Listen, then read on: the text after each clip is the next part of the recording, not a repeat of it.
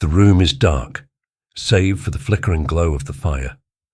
Shadows stretch and coil, shivering against the cracked plaster walls, clinging to corners where light dares not intrude. The hearth's embers pulse faintly, casting veins of crimson through the gloom, as though the house itself remembers what it is to bleed. The scent of charred wood mingles with the faint trace of wax from a melted candle stub, long extinguished, but stubborn in its refusal to be forgotten. I sit at my desk, a crooked, splintered thing that groans beneath the weight of memory, its surface etched with faint scars of restless nights. The quill trembles in my hand, not from the cold, but from something deeper, a tremor born from the very fibres of my being. The ink pot sits waiting, its contents thick and sluggish like congealed blood. It does not matter. The words will come, as they always do. They must. The paper before me is blank, yet it carries the burden of countless words written and burned. Each sheet a fragile gravestone, each ink stroke a brittle epitaph carved not in stone, but in fleeting shadows, fragile echoes of a love lost to time. The pages pile like a cemetery, each word a mourner draped in ink, weeping for what could never be reclaimed. My Valentine. Her name is a whisper in the hollow chambers of my heart, a ghost refusing rest. I dip the quill. The ink clings, reluctant, before yielding to the page, bleeding dark tendrils into the parchment. Her eyes were the colour of twilight, a storm that calmed my soul. Her laughter, a melody that made the broken whole. I pause, quill suspended midair, ink dripping like tears. The memory of her is vivid, cruel in its clarity. I see her as though the room itself breathes her shape into being. Dark hair cascading like ink spilled across parchment, lips curved in that fragile smile capable of banishing even the most stubborn of shadows. The echo of her laughter lingers, faint and elusive, woven into the creaks of the settling floorboards. She was everything, my Valentine. We were once entwined in simpler days, hearts unburdened by suspicion and regret, mornings spent beneath dappled light, her fingers tracing idle shapes on my skin, the warmth of her breath a quiet rhythm against my neck. We walked the narrow lanes of our small town, her hand in mine, our shadows dancing ahead of us like playful spirits. Evenings by the river, where the water whispered secrets, and we believed ourselves eternal. I would read poetry under the blush of twilight, her laughter spilling over my words, making them sacred. The way she tilted her head when thinking, the furrow between her brows when puzzled, the soft curve of her smile when she caught me watching. These details etched deeper than ink ever could. But she is gone. I read the lines aloud, my voice brittle, frayed at the edges. The fire answers with a crackle, indifferent. The words taste of ash before they even reach the flames. I crumple the page with shaking hands and cast it into the hearth. It blackens, curls, and collapses into itself, devoured by hunger, older than grief. For a heartbeat, I feel hollowed out, scraped clean by loss. Perhaps this time the ache will ebb. It does not.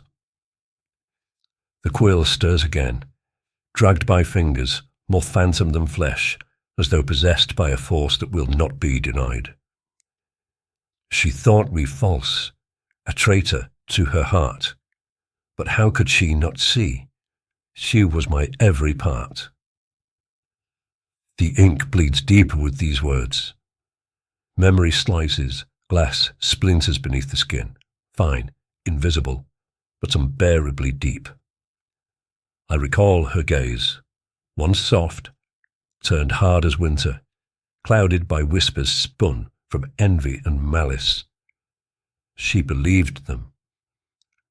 I pleaded, voice raw with desperation, eyes burning with truths unspoken, but she turned away, her heart fractured by a betrayal that never was. The sound of that door closing behind her still resonates, a final note in the requiem of my heart. I recite the verse, each word unravelling me further. The paper crumples under the weight of my regret. Another fragile corpse fed to the fire. Ashes spiral upward. Funeral procession of my hope. They gather in corners, fine grey dust settling into the cracks, impossible to sweep away, a constant, silent witness to my heartbreak and my decay. The room grows colder, despite the fire's persistent glow. The walls lean inward, oppressive, suffocating. I write again, and again. Each poem a wound reopened, each line a futile attempt to stitch the bleeding shut. The ashes rise. They swirl, gathering density, defying gravity with delicate malice. They form her. Valentine, a figure born from embers and sorrow, etched in flickering grey. Her eyes, no longer brimming with love, but shadowed with eternal sorrow, meet mine. She drifts like mist, untethered by walls or time. I reach, fingers trembling, but touch nothing. Absence. The chill she leaves in her wake bites deep. Her presence is stitched into the fabric of my nights. In dreams, we walk together through fractured memories. We speak of what was, what could have been. She tells me she knows the truth now, but knowledge comes too late. We are bound, she and I, not by life, but by loss, our love enduring like a wound that refuses to close. Her voice a whisper, threaded through the rustle of dying flames. Tells me she forgives me, though there was never anything to forgive. I reach her still.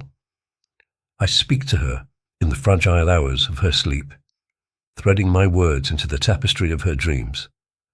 There, she hears me. There, she knows. My voice drifts through her mind like smoke curling beneath a door, whispering truths she had once refused to believe. She wakes with tears on her cheeks, not knowing why, haunted by echoes of poems she has never read, yet knows by heart. She is alive. My Valentine breathes, her heart fragile, stitched with grief and guilt. But she knows now, and she will never love another. She feels me woven into the quiet spaces of her nights, my words proving what life denied us, that I was never false, never faithless. Her sorrow answers mine, a fragile bridge spanning the chasm death tried to carve between us. The fire dims, shadows thickening until they press against me. I see myself in the glassy dark of the window, a pale reflection, eyes hollow, skin faded like parchment left too long in the sun.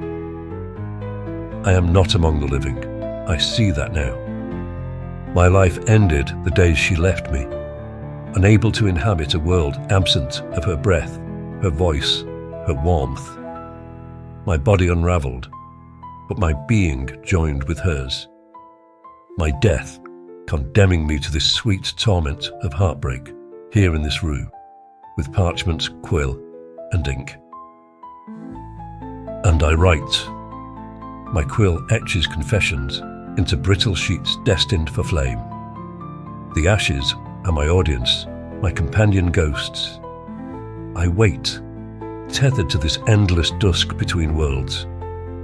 For her, always for her. One night, the ashes will do mould and rise.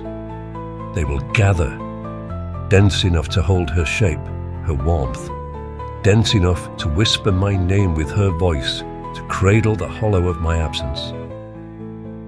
But what else might they carry? What will the ember-stitched shadows bring? I do not know. It is this not knowing that quickens my thoughts, that coils my fingers around the quill once more, that compels me to write more words of my boundless love. Until then, I burn each word, each poem, to add another ember in the pyre of my heart.